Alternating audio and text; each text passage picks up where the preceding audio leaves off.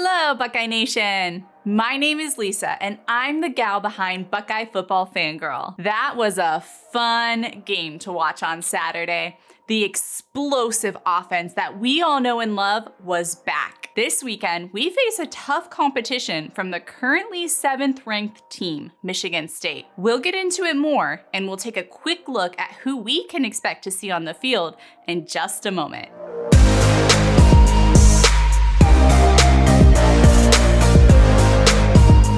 Welcome to Buckeye Football Fangirl. Thank you for watching and giving me your valuable time and attention. If you are a Buckeye fangirl or fan guy and love these Buckeyes like I do, please like this video and subscribe for more videos where I rave about Ohio State and get pumped up for the next game. The offense was rolling this past weekend versus Purdue. It was so good to see them back in their groove and looking like the unstoppable juggernaut that we've missed seeing the previous 2 weekends. They were so explosive, and it was fun to watch them dominate on the field on offense. Garrett Wilson showed us all how much we missed him the last weekend, ripping off one 51-yard rush and hauling in 10 receptions for 177 yards and 4 touchdowns. 4 touchdowns is insane! He built upon his case for being wide receiver number 1 in the draft this year, which is kind of crazy to say, considering JSN leads the team in yards for this season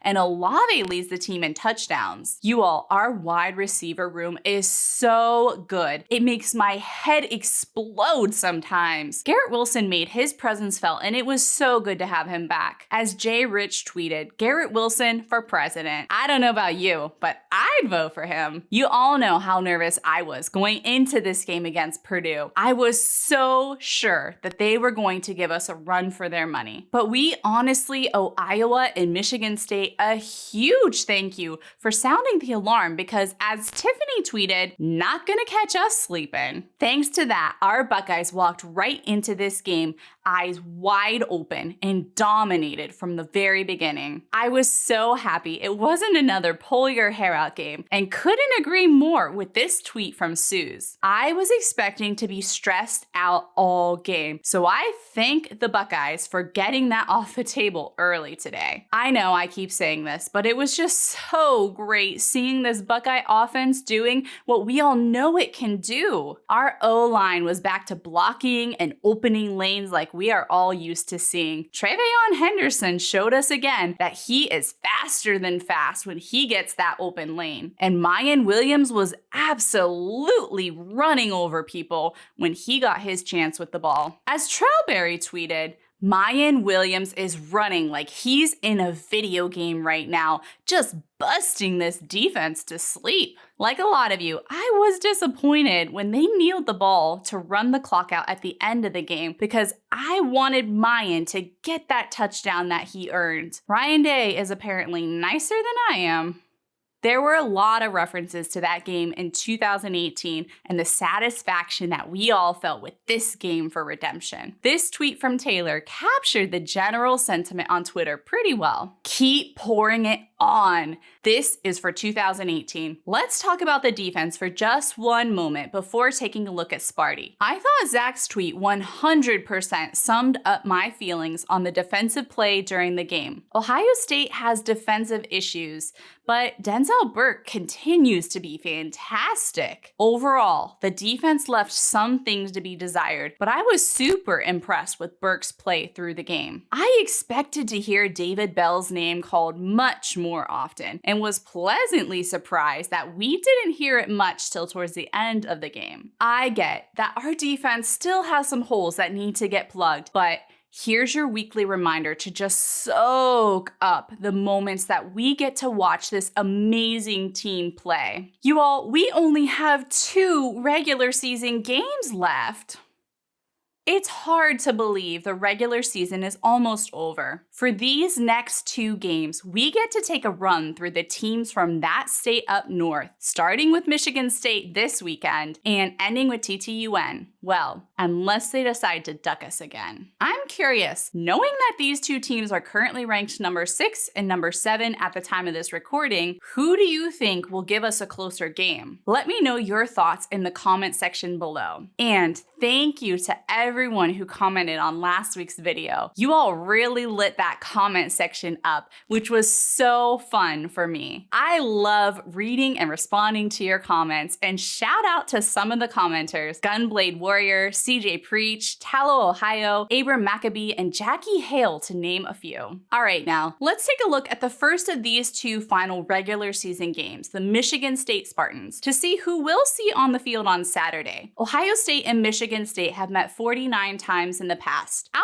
of those times, Ohio State has won 34 times and Michigan State has won 15 times. Michigan State is currently 9-1, having lost their only game to the team that we just owned, Purdue. Quarterback Peyton Thorne has been leading the helm as the starting quarterback this year. He comes from a football family with a grandfather who is a Hall of Fame coach and a dad who is a head coach at North Central College. Michigan State University has always been one of his top 5 dream schools, and he's truly been living out his childhood dream being the starting quarterback there. He has a winning mentality and took their loss to Purdue really hard. He's a natural leader, known for looking out for the other players on his team and being a major motivator. His favorite wide receiver to target, Jaden Reed, is leading the team with 829 receiving yards this season. For context, that's 16 more yards than Garrett Wilson has and 198 less than JSN. He has quite a history with quarterback Peyton Thorne. They actually played youth and high school football together and have been a dynamic duo on the field for the past 8 years.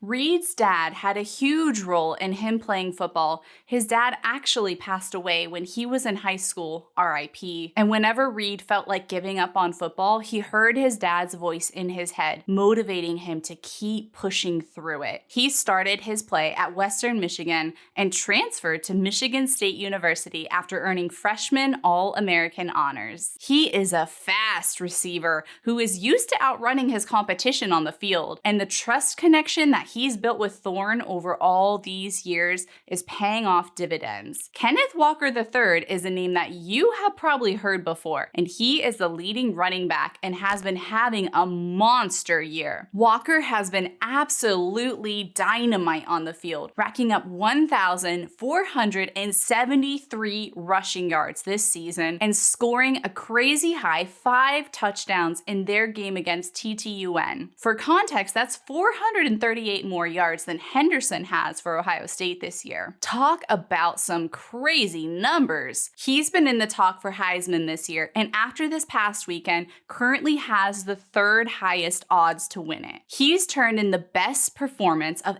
any Michigan State running back in over a decade. He's extremely explosive on the field and will give our run defense a good test this Saturday. Taking a look at the defense, Xavier Henderson leads the team in tackles with 82 total tackles, which is 2 less than our lead tackler, Ronnie Hickman. He is a steadfast and dependable safety and is called X by his teammates. He's a player who has stepped up and taken on a major leadership role this year, verbally inspiring his teammates to play even harder. Besides leading the team in tackles, he has 3 sacks and 1 interception. 2 other defensive players to know are Jacob Panashuk and Jeff Pietrowski. They are both defensive ends and lead the team with 5.5 sacks each. The team is led by head coach Mel Tucker, who walked into the new head coaching job in February 2020, right before the pandemic hit. He's originally from Cleveland, Ohio. He played college ball at Wisconsin, and his Big Ten roots run deep. He got his first college coaching job actually at Michigan State University in 1997 under Nick Saban, and he's commented how good it feels to be back where his roots are. He also has a history with Ohio State. Starting in 2001, he became the defensive backs coach for our beloved Ohio State Buckeyes under head coach Jim Trussell. He was part of the coaching staff when we won the national championship in 2002 and was promoted to co-defensive coordinator in 2004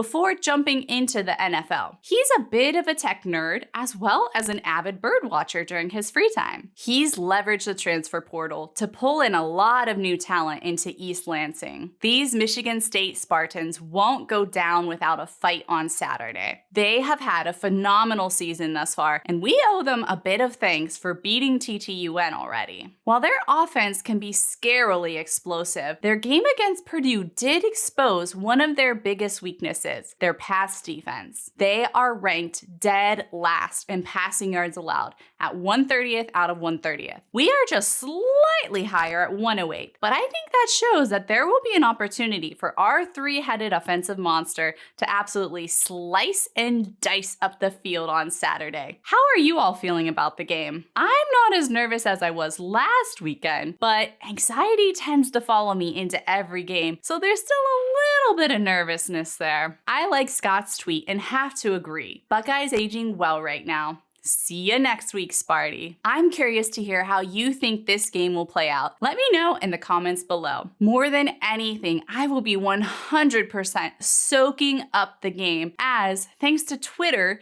I realize it will be the last time that we'll get to see a lot of these players play their hearts out in the shoe. As Your Season tweeted, next week is the last time Olave and Wilson play in the shoe. I might cry for real. I just might be crying too. So let's enjoy this game with all that we have. With that thought, I'll see you on the other side of the game. OH.